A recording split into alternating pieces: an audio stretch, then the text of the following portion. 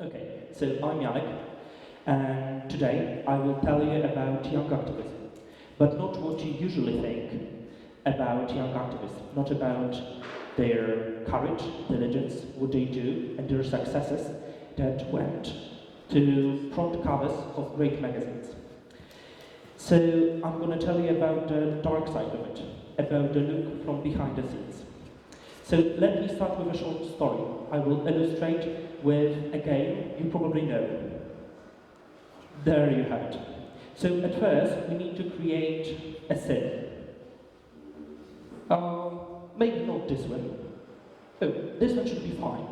It's Annie. Let's look on her features. First of all, she's very intelligent, creative, and very good with people. Okay, so Anne got into prestigious school, and first of all, she started debating. She's a part of a local debate club. She took part in her first debating competition, then the other one, and then started her own social project, trying to teach unprivileged people from... Okay, I hope this one works better. So, trying to teach people from unprivileged backgrounds about debate. And she did it with help of Zwolnienie Stałe. Later, she started her activism when it comes to politics. She became part of Youth Parliament. Later, various political parties. After that, she is now a sort of a household name in activism group, in activism society. So we have her being a part of development programs, various, and there is lots of them, I can assure you. Later, MUNs, you probably know them, Statimun, that I believe is usually held here, Katmun, Gdańskmun, Trimun, Copernicusmun. There is more and more things that she needs to put into her life, and still she's at school. Later, Student Council, Youth City Council, and various other councils, and I can assure you, there is a lot of them.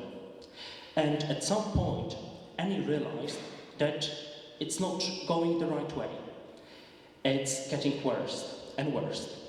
And Annie has no energy. She's much less creative, have no similar ideas to before, and it's even difficult to get out of bed. She's unable to take all of these things and combine it with her daily routines. She's just losing herself and has no time and place just to breathe. So at some point she is starting to reject offers, reject projects. She's doing less and less. And at that point her friends are leaving her behind because she's less creative, doing less things, and at some point Annie is not doing anything more, and she's left with experience, with no new friends, and with certain damage and certain difficult experiences. So it was only a story about Anne, but after the story, we need to return to basics and to what's the benefits of the activism. And there you have it. First of all, uncommon skills. I divided it into 3 categories.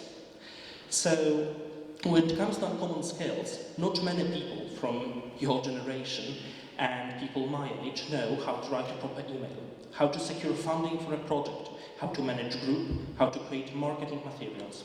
With those skills, you are at top 1% being loved by future employers, by recruiters. Furthermore, sense of agency. You know that you are doing something good. You are part of something bigger. Doing what you do means very much for others. You are benefiting for the society. And last but not the least, backed CV. This one is probably the most important for us as young people, with so many projects, contests, certificates. your perfect goal for recruiters from scholarship programs, universities, employers. But the story of Anne, that I hope you liked, wasn't about benefits. It was mainly about threats. And it's something that very few people talk about and even know about. And I divided threats into 3 categories as well. So we will start with friends, and oh yeah, there are a few of them. So when it comes to activism and this group of activists, it's very much a different society from the rest of us. It's a different group, and they have this specific rat race, and your main goal is to win it, or at least stay on top. The more conferences you attend, the more projects you do, the more important people and people from the very top of the race you know, the higher in ranking you are. And when you are lower and lower in ranking, less and less people is willing to be friends with you. And it's based only on my personal experience and experience of my friends, but I remember many times someone tell me that you should not be friends with someone because they are not valuable enough for you. It's a bit like with aristocracy that you probably know from the books. They are not willing to marry or know people from lower classes just because they are not valuable for them. And it's similar here. But friends is just one part. The next one would be well-being. And I showed you these 2 numbers, and they are quite important. On the right-hand side, you can see 43%. And according to latest studies from SWPS, this is the number of people, the percentage of people working for NGOs that are under strong and constant stress. It's about adults, but just think about how they could be the problem if 43% of adults can't cope with their stress in work as an NGO workers, and how difficult should it be for the children. But it's only one part. The other one, 29%, that you can see on the left-hand side, is much more dangerous. According to other studies, if you're a young activist, you have 29% higher chance to contract any sort or experience any sort of mental disease or mental illness in comparison to average teenager. I don't know if I should leave any comment, but it's a price you can pay, and all the time I'm telling people about it, that if you go into activism, you just need to think about the possible consequences. And this is the one that is probably the most frightening. And the last one is work ethic. And it's something that fascinates me personally, because many young activists, apart from school, their daily routines are working almost like another full-time job, just doing all of their activism. And in combining it with the rat race that I told you before, it can lead to serious cases of FOMO.